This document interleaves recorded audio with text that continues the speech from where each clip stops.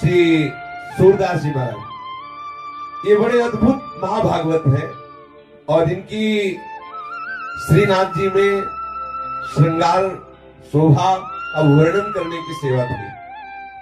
श्री सूरदास जी का प्रादुर्भाव विक्रम संवत 1535 वैशाख शुक्ला मंगलवार को दिल्ली के समीप सिही ग्राम में हुआ था। सिही ग्राम जहां जन्मेजय जी ने सर्पेष्टि यज्ञ की थी, उस स्थान का नाम सिही ग्राम। वहीं श्री सूरदास जी का प्रादुर्भाव, जैसे प्रभु पधारे वैसे उनके सखा भी पधारे, उदासीन रहने लगे। कोई प्यार न करता सूरदास जी से, माता पिता परिवार का कोई नहीं, जहां पढ़े पढ़े। कभी माता को मन आया तो भले गोद में ले ले, कोई प्यार नहीं करता।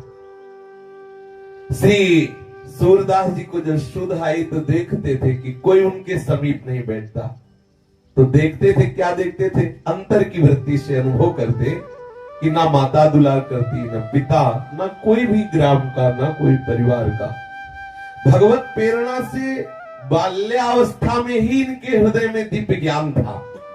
उसी समय छोटी अवस्था में ही उन्होंने एक पद गाया, स्वार्थ मीत सकल जग माही, स्वार्थ मीत सकल जग माही। ये संसार का स्वरूप है। सच्ची मान लीजिए, सच्ची मान लीजिए, आप इनके काम लायक हैं इसलिए प्यार कर रहे हैं, नहीं कोई प्यार नहीं कर रहा, मान लीजिए। बोले क्यों बार बार कहते हो मान लीजिए? नहीं, बाद में पछताना पड़ेगा। अंत ही तो ही तजेंगे पामर, तू न तजय बहीते, मन पछितई है और शर्मी। इतना पिता स्वार्थी कि कभी गोद में नहीं लिया सूरदास जी को, कभी दुलार नहीं किया, कभी माता ने प्यार नहीं किया, कभी कोई पास नहीं बैठता। अब आप विचार कीजिए, सब उपेक्षा। अच्छा, इस उपेक्षा का लाभ हुआ सूरदास जी को। हर समय बस एक बात हुई कि मुझ अंधे का तो एक ही सहारा है, श्री कृष्ण, श्री कृष्ण, श्री कृष्ण, श्री कृष्ण। यह है कृपा। हम तो चाहते हैं सबके ऊपर ऐसी कृपा हो सबके ऊपर ऐसी। अरे वो आंख से अंधे थे, अब तो दिमाग से अंधे हैं। जो हमें प्यार नहीं कर रहे उनको भी कहते हैं कि हमें प्यार कर रहे हो, अपना जीवन हम व्यर्थ में नष्ट कर रहे हैं। अब उनके हृदय में बार बार निकलने लगा, हा कृष्ण, हा कृष्ण। ये बहुत कृपा है। भगवान ऐसी कृपा करे, सब जगह से ठोकर मिले, तुम्हें सब जगह अपमान मिले, सब तुम्हें छोड़ दे, फिर सबका मालिका के हाथ मिला ले। सच्ची बात है। सुनेरी मैंने निर्बल के बलराम, जिसका कोई नहीं होता मेरा ठाकुर उसको दुलार करता है। सूरदास जी का जो प्रथम चरण जीवन का बाल्यावस्था बड़ा दुखद, कोई प्यार नहीं करता। कभी याद आ गई तो माँ उपेक्षा पूर्वक रोटी दे देती, नहीं सभी मनाते थे मर जाए तो अच्छा है। उनको दिखाई तो देता नहीं कहाँ शौच जाना है, क्या करना है। अब आप थोड़ी देर आंख मूंद के ऐसा भाव करें कि जिसकी आंखें ना हो उसको कितना कष्ट होता है। सोचो, आप थोड़ी देर आप भावना करें, आप अपनी आंखें मूंदे, फिर सोचें, चल के देखिए, खाने पीने की, उठने बैठ, आप सोचो कितना भयानक। और फिर कोई प्यार ना करे, और कौन प्यार करेगा? सब स्वार्थी। आप देख लीजिए, प्रगट में इस महापुरुष के जीवन में देख लीजिए, सूरदास जी के हृदय में बड़ा एक व्याकुलता जनित दुख उदय हुआ कि कोई मुझे प्यार नहीं कर रहा। उसी समय सूरदास जी ने इस पद की रचना की, सुनेरी मैंने निर्बल के बलराम। आहा, जो हार गया अंदर से उसके लिए सहारा क्या है? हरिनाम। हो जो हरिनाम है, अगर हृदय में चल रहा तो महाबल है। आप निश्चित समझ लो, वो हरि को भी अधीन करने की सामर्थ्य रख लेता है। औरों की तो बात जाने दो। सुमीर पवन सुत पावन नामो, अपने बस कर राखे रामो। श्री सूरदास जी की 6 वर्ष की अवस्था है। एक दिन इनके पिता को किसी धनवान यजमान ने अपने यहाँ बुलाया पांडित्य कर्म के लिए। सारस्वत ब्राह्मण थे, कुछ उपरोहित कर्म किया तो उसने 2 मोहरें दी। बड़े प्रसन्न हुए, आए और समस्त परिवार से कहा कि भाई आज तो हमारे भाग्य खुल गए। सूरदास जी के पिताजी ने आज जजमान ने 2 मोहरें दी है और अब महीनों के लिए खूब खाने पीने के लिए हो गया। 2 मोहरें मिली हैं बहुत सुंदर कपड़े में उसे लपेट करके ताक में रख दिया। अब संयोग की बात की रात में चूहा घुस गया और ताक में कपड़े में लपटी जो दो मोहरे थी वो ले गया और छत में अपने बिल में रख दिया जाके। जब प्रातः कालीन पिताजी सूरदास जी के गए और ताक में देखा तो कपड़ा नहीं, मोहरे नहीं, बड़े दुखी हुए। अब तो छाती पीट पीट के रोना शुरू कर दिया। अब सूरदास जी ये सुन रहे हैं। सूरदास जी ने पिता को समझा, क्यों विलाप कर रहे हो? कृष्ण नाम से बढ़कर कोई मोहरे होती है क्या?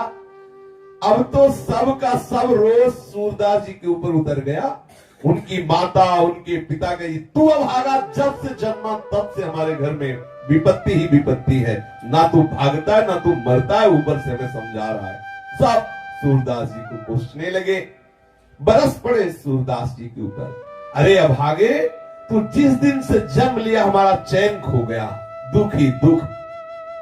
सूरदास जी चुप हो गए। अंदर ही अंदर कृष्ण नाम रटने लगे कि प्रभु आपकी बड़ी विचित्र लीला है। सूरदास जी जब देखा कि सब गाली वाली दे के शांत हुए तो बोले, देखो आप इतना मोहरों से प्रेम करते हो, अगर मैं आपकी मोहरे बता दूं कहां है तो बोले तुमने चुराई? बोले नहीं नहीं चुराई नहीं, लेकिन मुझे पता है। तो बोले जब चुराई नहीं तो तुझे पता कैसे? बोले मुझे दिखा रहे हैं। बोले तेरे नेत्र नहीं है। बोले जो मेरे नेत्र नहीं है उन नेत्रों से उन्हें दिखाई दे रहे, मेरे जो नेत्र है वो तुम्हारे नहीं है। मैं उन नेत्रों से देख के बता रहा हूं, पर एक शर्त है, हम आपकी मोहरे बता देंगे जहां छुपी हुई है, पर फिर हम घर से निकलेंगे तो आप हमें रोकोगे नहीं। वो ऐसे ही उनसे प्यार नहीं कर रहे थे कोई। अरे बोले भैया तुम मोहरे बताओ, अभी जा, बता कहां रखी है। श्री सूरदास जी ने कहा ऊपर छत में जाइए, चूहे का बिल है, बिल के अंदर जाकर के उसे थोड़ा खोदिए। चूहा ले गया और वही है। पिताजी और परिवार के लोग भाग के गए। जब वहां गए तो ठीक जैसा सूरदास जी ने कहा था वैसे ही वो मोहरे मिल गए। अब लौट के आए। सूरदास जी ने कहा अच्छा तो अब हम चले। तो उनको लगा बेटे में चमत्कार है। तब उन्होंने कहा कि भाई अब तुम हमें छोड़ के कैसे जा? अभी कह रहे थे मर क्यों ले जाता, भागे।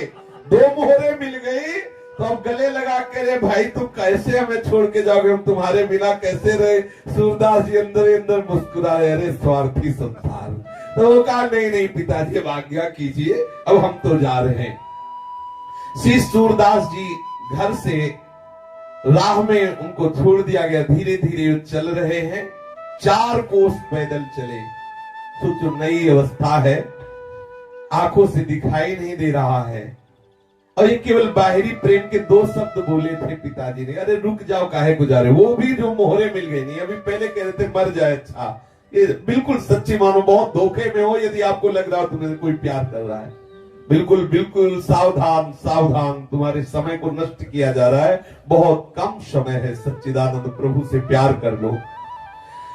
गांव के बाहर 4 कोस चलने के बाद एक तालाब और उसी के समीप एक पीपल का वृक्ष था, वहीं जाके बैठ गए सूरदास जी।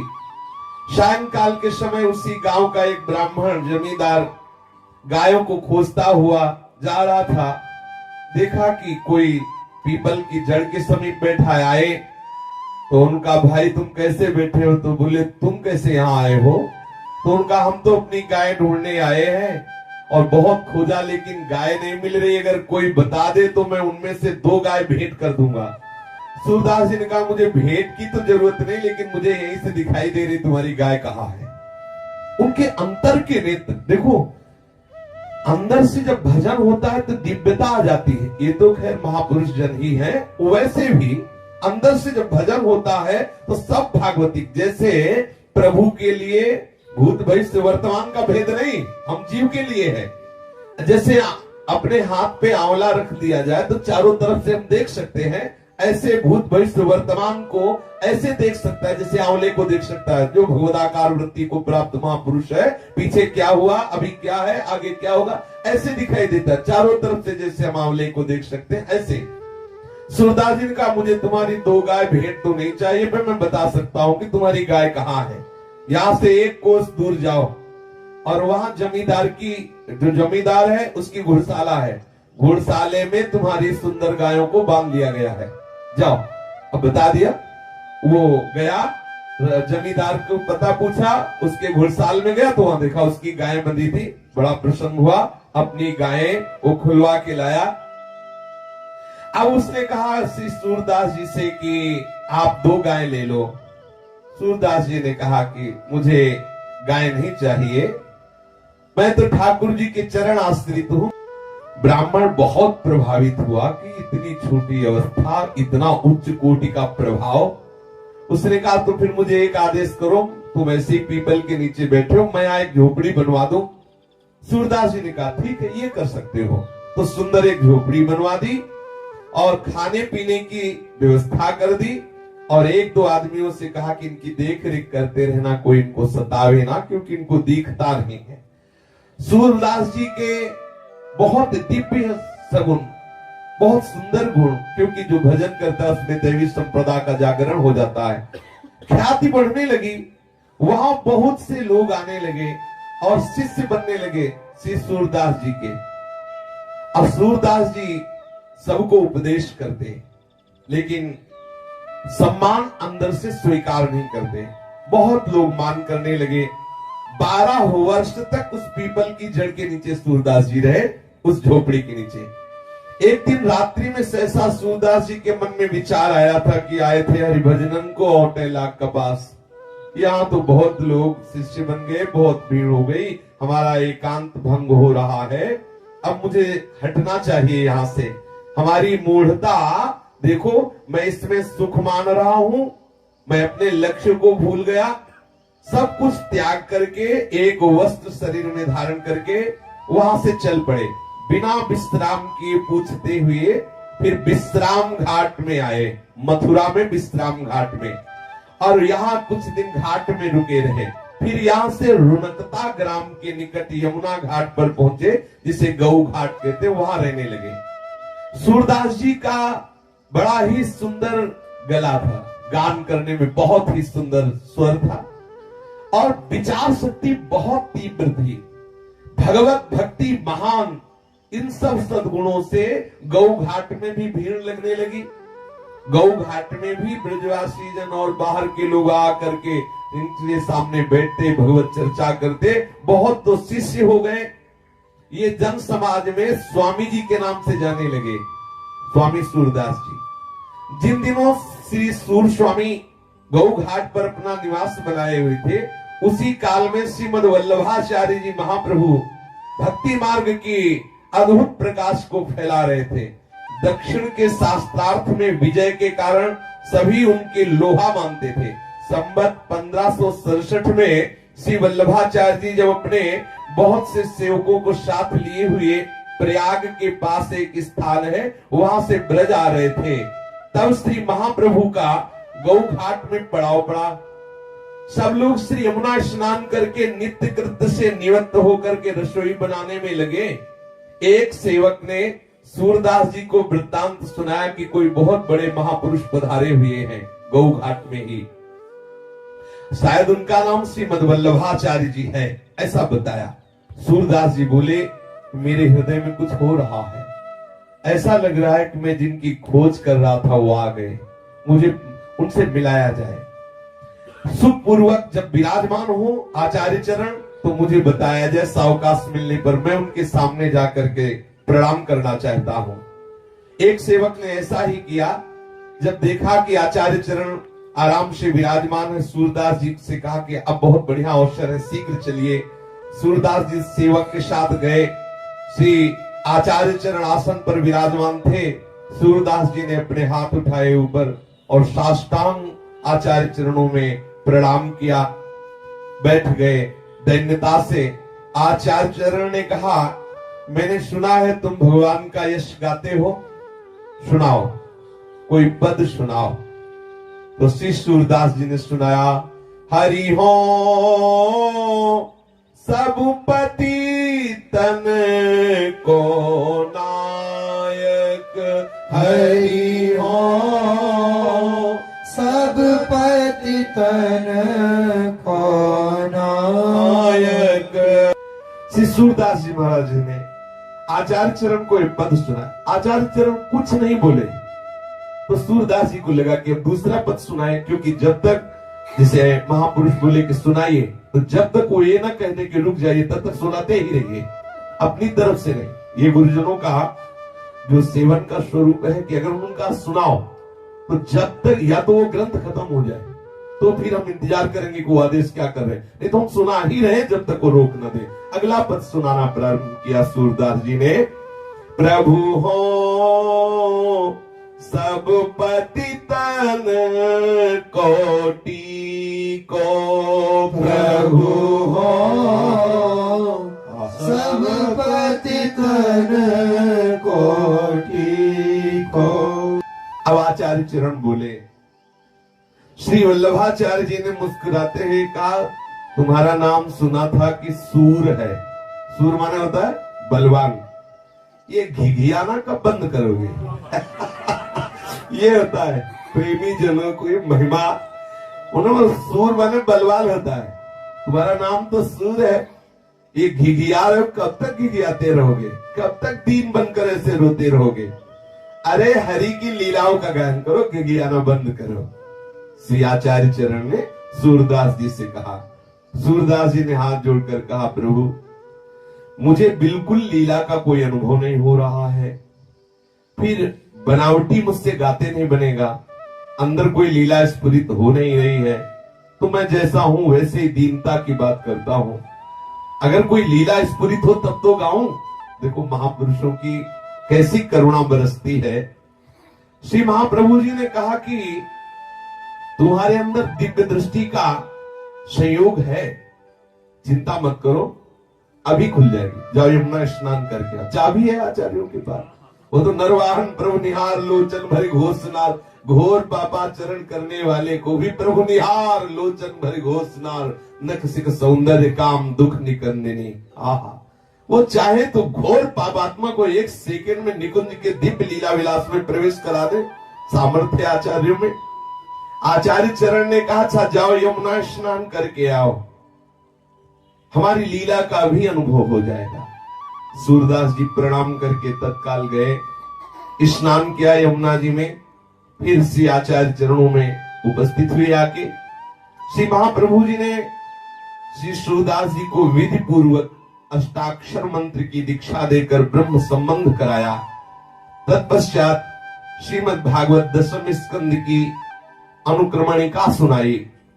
गुरु कृपा हुई, जी ही सदगुरुदेव के द्वारा मंत्र ब्रह्म संबंध और कृपा हुई तो सूरदास जी के हृदय में महान प्रेम लक्षण भक्ति का प्रादुर्भाव हो गया। प्रेम का संचार होते ही दिव्य लीलाएं प्रकट होने लगी। आहा, प्रभु की दिव्य लीलाएं स्फुरित होने लगी। महाप्रभु जी ने पूछा, कहो सूरदास, कुछ सूझ रहा है अंदर से, कुछ समझ में आ रहा है, कुछ दिखाई दे रहा है? सूरदास जी बोले, जय जय, पूरा का पूरा दिखाई दे रहा है। आपकी गोद में श्री लालजू महाराज खेल रहे, मैं देख रहा हूं। सूरदास जी कह रहे हैं आचार्य चरण से, आपकी गोद में लालजू खेल रहे हैं, अद्भुत नील कांति है, श्याम रंग ऐसा है कि हमारी वाणी में सामर्थ्य नहीं बता सकूं, और वो बालक मेरी तरफ देख करके कुछ बोल रहा है। महाप्रभु जी ने मुस्कुरा के कहा, तो अब सुनाओ, अब लीला का कोई पद सुनाओ। तो श्री सूरदास जी ने पहला पद लीला का सुनाया। चकैरी चली प्रेम सरोवर, जहां न प्रेम वियोग। छकई चली प्रेम सरोवर,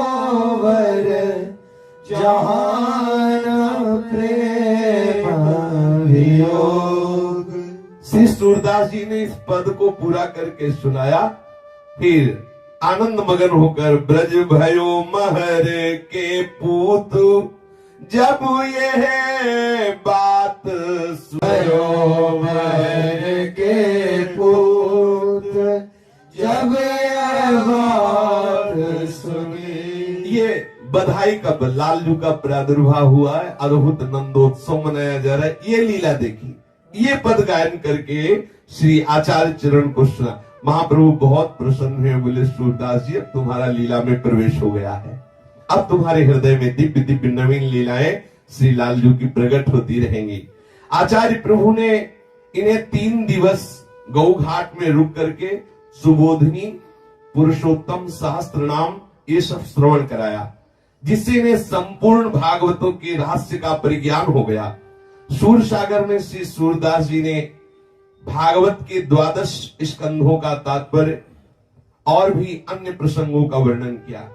श्रीमद वल्लभाचार्य जी ने श्री सूरदास जी को साथ में ले लिया और फिर गौ घाट से ब्रज को प्रस्थान किया।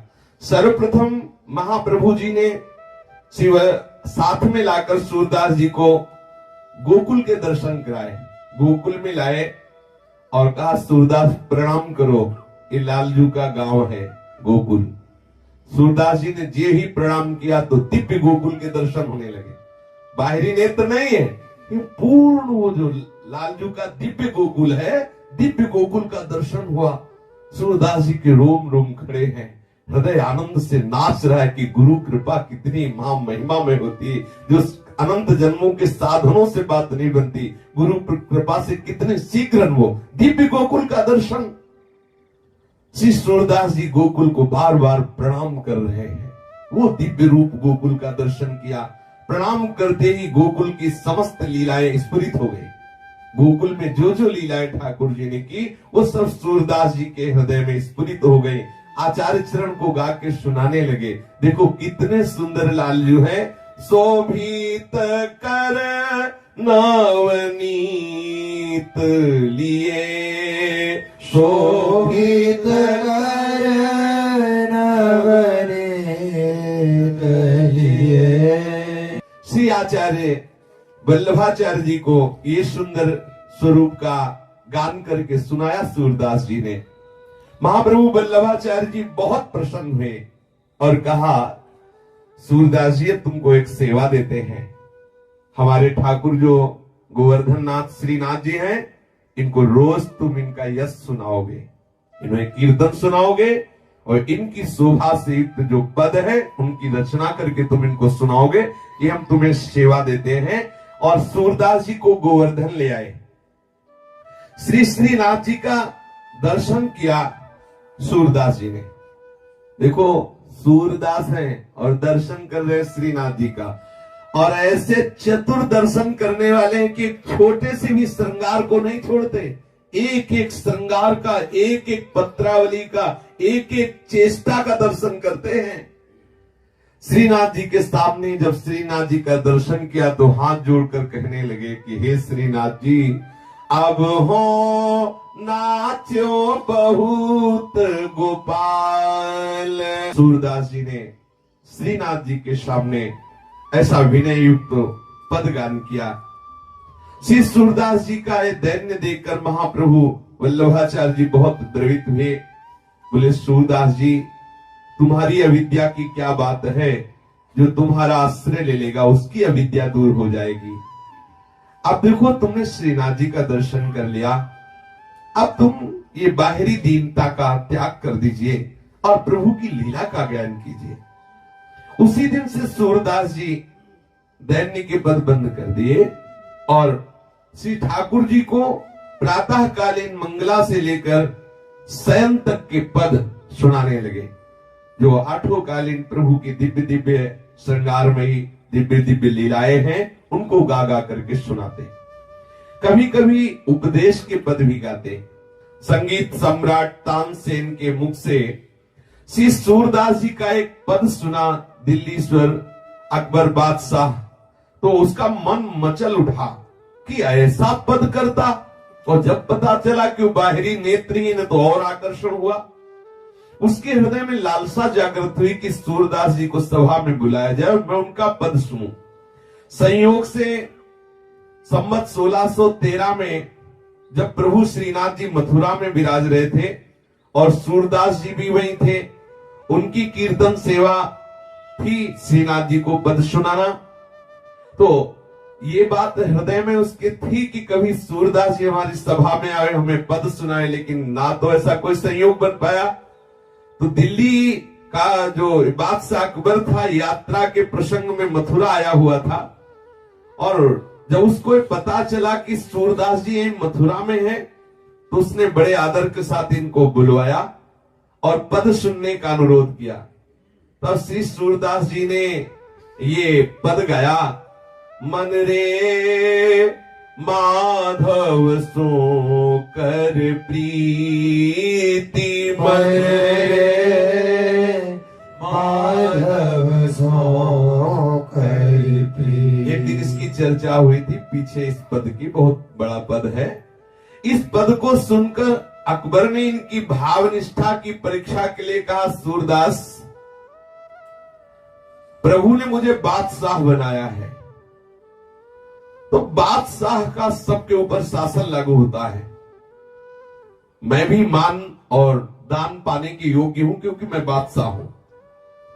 इसलिए मैं चाहूंगा कि तुम मेरे विषय में पद बना करके भी गाओ, क्योंकि मैं बादशाह हूं।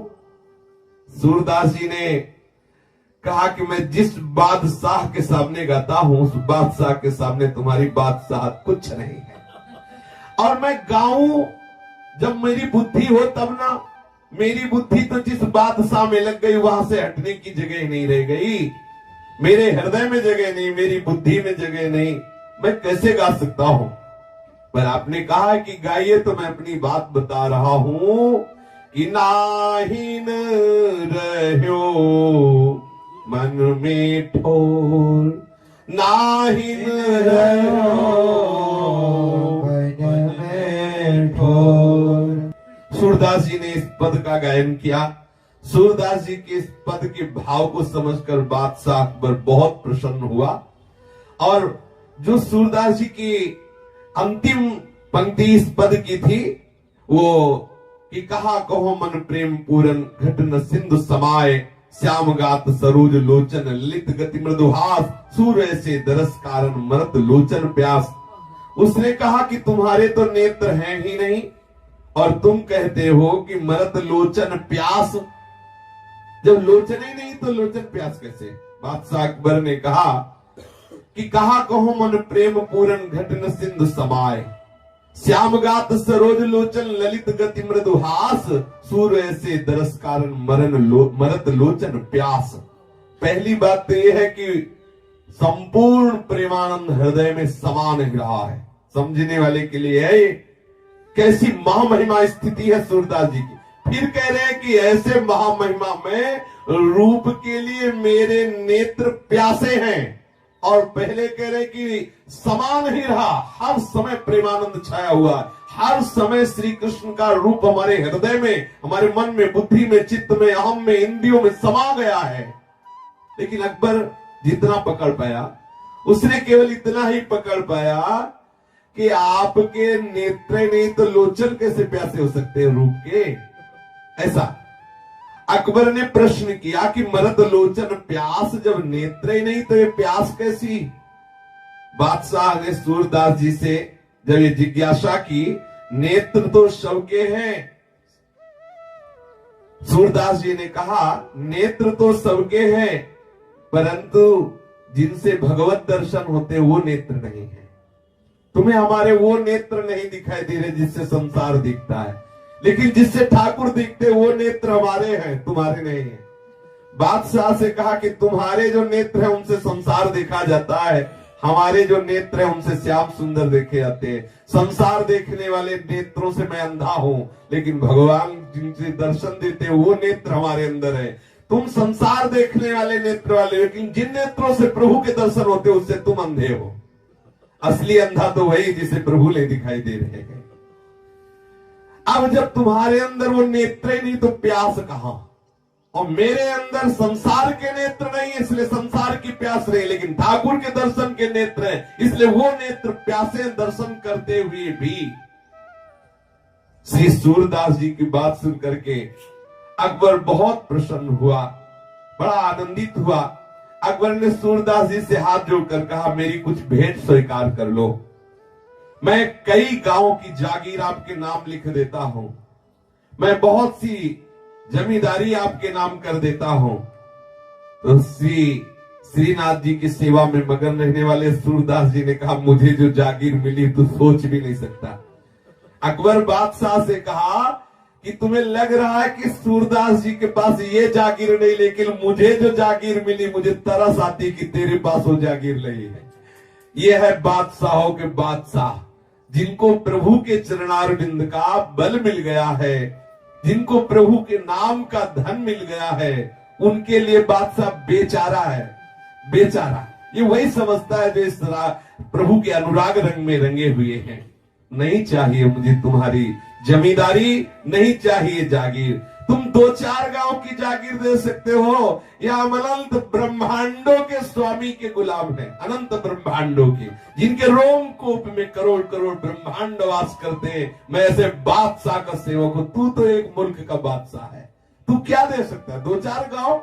आप सोचिए, श्री सूरदास जी के इस भाव को सुनकर, इस बात को सुनकर के झेप गया अकबर बादशाह, और वो भी भगवत चरणारविंद का स्मरण करने लगा। सूरदास जी श्रीनाथ जी के चरणों का स्मरण करते हुए वापस आ गए। ऐसी महा महिमामय स्थिति देख के जितना गोस्वामी परिकर था आचार्य चरण का, वो सब बहुत प्रभावित है कि सूरदास जी की इतनी प्रवीण बुद्धि है। तत्काल उसी लीला का गायन करने लगते हैं। चमत्कारी महात्मा है। परिवार के जो छोटे छोटे आचार्य परिकर के बच्चे भी थे, उन्होंने कहा कि बहुत चमत्कारी है, जैसा श्रृंगार किया जाता है तत्काल वही गा देते हैं जो ठाकुर का श्रृंगार किया जाता है। हूबहू बिल्कुल जैसी पोशाक, जैसी किनारी, जैसी पत्रावली, जैसे रंग के पुष्प, और प्रकट में आंख नहीं है, सामने ठाकुर के बैठे और वैसे ही रचना करके पद की गादी। बड़ा आश्चर्य। आंख वाला भी धोखा कर सकता है वर्णन करने में, कोई चूक कर सकता है, लेकिन सूरदास जी से कोई चूक नहीं होती। कौन सी पत्रावली बनी है, एक लट कहां विराजमान है, कौन सा छोटा आभूषण, सब वर्णन करते। श्री सूरदास जी की अपार महिमा को देख करके एक विनोद सुझा आचार्य परिकर को। श्री विठल नाथ जी से ये कहा गया कि आज इनको पोशाक ही मत धारण करवाओ ठाकुर को, और फिर लाओ श्री सूरदास जी को। आज देखते हैं क्यों कैसे वर्णन करते हैं। तो यद्यपि ये विनोद से ही है, क्योंकि सब परिकर जानते हैं कि ठाकुर जी का जो निरंतर चिंतन करते रहते हैं, उनके बाह्य नेत्र भले न हो, लेकिन आंतरिक नेत्र निश्चित खुल जाते हैं, और उन्हीं नेत्रों से दर्शन होते हैं। निकसी कुंज ठाढ़े भये भुजा परस्पर अंश, श्री राधा वल्लभ मुख कमल निरखे नयन हरिवंश। तो गोसाई जी ने कहा कि पहले जो अभी श्रृंगार है, इस श्रृंगार रूप में लाते हैं सूरदास जी को, और फिर तत्काल वो श्रृंगार उतार देते हैं, सूरदास जी को दूर बैठाते हैं और बिल्कुल श्रृंगार रहे, कोई वस्त्र नहीं, कोई पोशाक, फिर लाते हैं, फिर देखते हैं, क्योंकि पहले अभी श्रृंगार किया गया, पूर्ण श्रृंगारी, वो आके बैठे। अब वो क्या वर्णन करते हैं, और थोड़ी ही देर में वो जहां जाए तो पूरा श्रृंगार उतारा जाए, और फिर ठाकुर जी को ऐसे साफ, फिर अगर वो वर्णन करते तो देखो ये विनोद सुहाई दिया। श्री सूरदास जी को सामने लाए। सूरदास जी देख रहे, कह रहे हैं, अभी पोशाक धारण की बिल्कुल श्रृंगारित है। कहा लो बरनो सुंदरताई, कहा लो बरनो सुंदरताई। सूरदास जी ने जब इस शोभा का ऐसा वर्णन किया, तो श्री गोसाई जी महाराज के परिकर ने परीक्षा के लिए श्री ठाकुर जी महाराज की सब पोशाक उतार ली। केवल थोड़ी सी मोतियों का श्रृंगार, केवल मोती शरीर में धारण कराए, और कहा कि सूरदास जी बहुत सुंदर हमने ठाकुर जी का श्रृंगार किया है, अब आप गा के बताइए कि हमारे ठाकुर जी कौन कौन सा पोशाक धारण किए हुए हैं, कौन कौन से आभूषण हैं, क्या श्रृंगार धारण किए हुए हैं, आप बताइए। श्री सूरदास जी प्रारंभ हो गए। देखे री हरि नंगम नंगा, देखे री हरि नंगम नंगा। हे सखी, आज मैंने देखा श्री हरि नंगम नंगा है, कोई पोशाक नहीं धारण किए। आश्चर्य हुआ, सब गोस्वामी परिकर को बड़ा आश्चर्य हुआ, कैसी दिव्य दृष्टि है। श्री ठाकुर जी महाराज को जैसे ही पट खोला वैसे ही वर्णन कर रहे। आज एक भी अन्य आभूषण नहीं है, एक भी पोशाक नहीं है, केवल थोड़ा मोतियों का श्रृंगार है। श्री सूरदास जी महाराज ऐसी महामहिमामयी स्थिति में हैं, फिर भी अचानक उनका एक कुएं में गिरना होता है पूर्व प्रसंग में, और वो 7 दिन 7 रात उस कुएं में पड़े रहते हैं। जब देखा निकालने वाला कोई नहीं आ रहा तो ठाकुर जी से बहुत लड़े अंदर ही अंदर, क्या तुमसे कहे तभी तुम निकालने आओगे? 7 दिन हो गए, 7 रात हो गए, कोई भोजन नहीं, कोई पानी नहीं, बड़े भक्त वत्सल कहलाते हो। क्या था सुदामा जी के उन चावलों के टुकड़ों में कि बिक गए, हम 7 दिन से कुएं में पड़े। प्रहलाद जी ने क्या आपको ऐसा प्यार दिया कि खंभे से निकल पड़े? मुझे 7 दिन हो गए ठाकुर जी से लड़े। जैसे नरसिंह मेहता जी जब लड़े ठाकुर जी का, तुम्हारी मौसी लगती है, तुम्हारी बुआ लगती है, ऐसे। हाँ, अच्छा, अब किससे लड़े? है कौन? हम रीझेंगे तो इन्हीं से, खींचेंगे तो इन्हीं से। भाई अगर हमारे अंदर गुस्सा आएगी तो किसके ऊपर आएगी? बोले गुस्सा करना प्रभु के ऊपर ठीक नहीं, हम कहते इन्हीं के ऊपर गुस्सा करो, दूसरे से करना ठीक नहीं। दूसरे से करना बिल्कुल ठीक नहीं, उससे अपना परमार्थ बिगड़ जाएगा। और इनसे गुस्सा करने से बहुत लाभ है, कभी हानि नहीं होनी, पक्का समझ लो। और गुस्सा उसी से किया जाता है जिससे अधिक प्रेम होता है। जैसे बच्चा मां से गुस्सा करता है, जा मुझे दूध नहीं पीना, नहीं खाना, तो क्यों? उसके मन की कोई बात नहीं हो रही ना, इसीलिए तो। और वो जानता है कि मेरी मां बहुत करुणामयी है, ऐसा मैं करूंगा तो मान जाएगी। प्रभु वात्सल्य समुद्र है। आए और सूरदास जी को कुएं से निकाला। अब आप देख लो, इनको पसंद है गुस्सा की नहीं। 7 दिन से गुस्सा नहीं किया तो नहीं आए, जब गुस्सा किया तो तत्काल आ गए। बड़े लीला बिहारी हैं, ये बहुत ऊब जाते हैं। जैसे होता है कि रोज मिठाई खाए थोड़ा खट्टा भी चाहिए, ऐसे ही ऊब जाते। हे नाथ, आप स्वामी, आप सुनो, ये थोड़ा। बोले रुक, गैया अलग कर। अब आज से तू हमारे परिकर में गाय नहीं चराएगा, नहीं खेलेगा। अवकाश पकड़ते हैं, जैसे ग्वारिया वाले कहते, आज के बाद तेरे को देखूंगा नहीं, बोलूंगा नहीं, छूंगा नहीं तुझे। ये है थोड़ा चटपटा, जैसे बहुत मीठा पाए पाए, ये मीठा है विनय आदि। और जब कोई भक्त उनसे रूस जाता है, लेकिन रूस वही जाएगा जिसका पूर्ण आत्मसमर्पण है, उनके सिवा कोई है नहीं। वो रूसने में बहुत प्यार है, उसी प्यार को देखने के लिए ठाकुर जी इंतजार करते, थोड़ा रूसे, फिर वो देखते हो, फिर आ जाते हैं तत्काल। 7 दिन बाद जब श्री सूरदास जी को कुएं से बाहर किया, तो बाहर करके छोड़ के अलग हो गए, तब सूरदास जी को आज खटका पूरे जीवन में कि अगर मेरी बाह्य आंखें होती, अंदर से तो देखता ही हूं इनकी लीला, अगर बाह्य होती तो देखते कैसा रूप रख के आए हैं प्रकट में। लेकिन आज मेरी बाह्य आंखें नहीं है, बाह्य आंखों से अंधा हूं और देख नहीं पाया।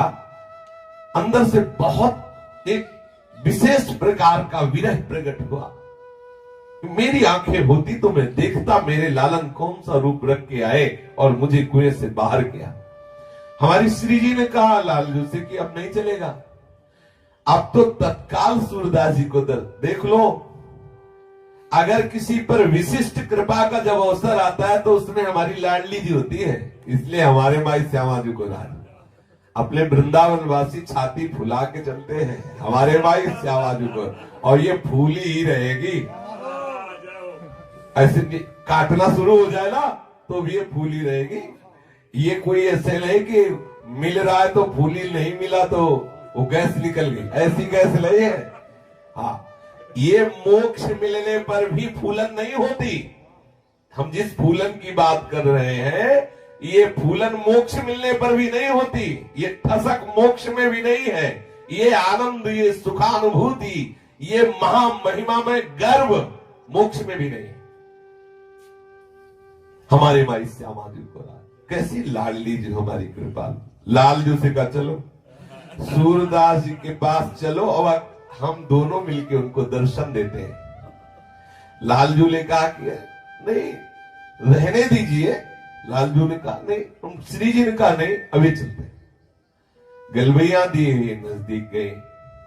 अब सुना के लालजू सूरदास जी को महान सौभाग्य प्रदान करने के लिए कह रहे, किशोरी जू इस अंधे के नजदीक मत जाना, क्योंकि अंधे की बहुत जोर की पकड़ होती है, आपके चरणों को पकड़ लेगा तो छोड़ेगा नहीं।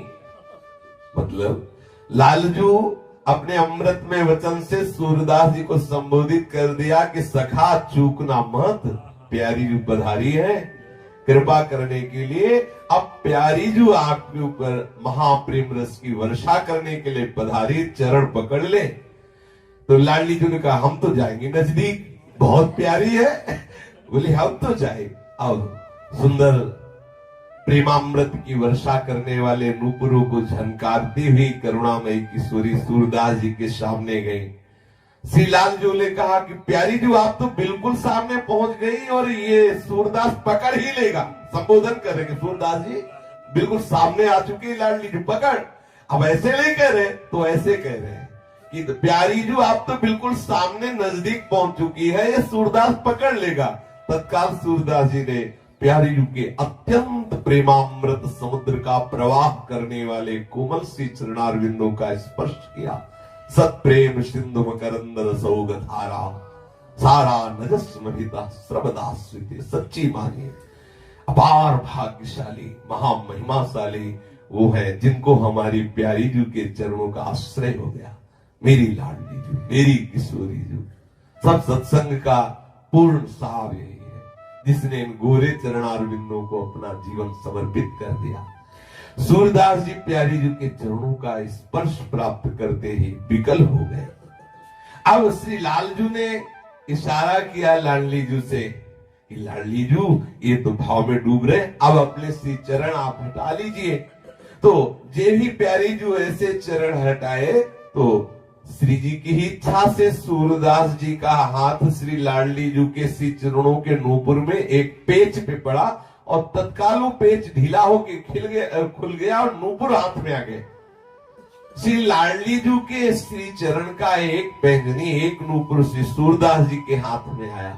अब श्री जी थोड़ा दूर हुए। श्री जी ने कहा कि सूरदास ये मेरे चरण का नूपुर है, मुझे दे दो। बोले आंखों से अंधा हूं, कैसे जानूं कि आपके ही श्री चरणों का नूपुर है? जब दूसरे श्री चरण में नूपुर देखूं और मिलान करूं कि आपके ही श्री चरणों का है तो मैं अपने हाथ से पहना दूंगा। मैं देखना चाहता हूं कि आपके ही श्री चरणों का है कि नहीं। लाडली लाल की तरफ देखी, लालजू लाडली की तरफ देखे, दोनों के इशारे में बात तय हो गई और लाडली जू ने जे ही श्री सूरदास जी के नेत्रों का स्पर्श किया, उनके नेत्र खुल गए। देखा सामने प्रेम समुद्र का सार श्री हमारी लाडली जू। ओहो कैसी अद्भुत सौंदर्यता प्यारी जू की है। इसी सौंदर्यता में अखिल लोग चूड़ामणि श्री लालजू महाराज, जिनके सौंदर्य को देखकर, लावण्य को देखकर करोड़ों काम मूर्छित हो जाते हैं, ऐसे लालजू जिन सौंदर्य समुद्र स्वामिनी में आ सकते हैं, उनकी सौंदर्यता का कैसे कोई वर्णन करे। जो को कोटि कलप लग जीवे, कोटि रसना पावे, तऊ रुचिर बदनार बिंद की शोभा कहे। कैसे कोई प्यारी जू का सौंदर्य वर्णन करे। श्री लाडली जू के सौंदर्य को देख करके और लालजू के लावण्य को देख करके क्या दशा हुई होगी इस महापुरुष के हृदय में, कोई कैसे वाणी से वर्णन करे। विकल हो रहे सूरदास जी। प्रिया प्रीतम थोड़ी देर सूरदास जी के से आनंदमयी दशा का अवलोकन करके आह्लादित हो रहे हैं और सूरदास जी प्रिया प्रीतम की रूप माधुरी को देखकर छके जा रहे हैं। फिर प्रिया जी ने कहा कि सूरदास आज हमारी इच्छा है, तुम कुछ मांग लो, मांगो, तुम्हारी जो रुचि हो मांगो। सूरदास जी ने कहा कि मानो अंदर से कहा कि जिसके आप स्वामी हो उसे मांगना क्या बकाया रह जाता है, जिसके आप स्वामी हो। पर आपने आदेश किया मांगो तो आप हमें देंगी। लाडली जी ने कहा कि तुम्हें कोई संशय है कि आप मांगोगे और मैं दूंगी नहीं? ऐसा क्या है जो तुम मांगो हम देना? सूरदास जी ने कहा तो मुझे पुनः अंधा बना दो। लाडलीजू, जिन नेत्रों ने इस रूप को देखा, अब वो नेत्र किसी और को न देखे, इसलिए मेरे नेत्र जैसे पहले थे वैसे ही कर दो। प्रिया प्रीतम विकल हो गए सूरदास जी की भावना को देखकर, इस प्यार को देखकर। तत्काल सूरदास जी के जो बाह्य ज्योति प्रकट हुई थी नेत्रों की, वो अंतर ज्योति में प्रकाशित हुई। श्री सूरदास जी के सामने जिन प्रिया प्रीतम की अद्भुत दिव्य झांकी प्रकट हुई थी, उसी रूप में मगन होकर के सूरदास जी पराशौली चले।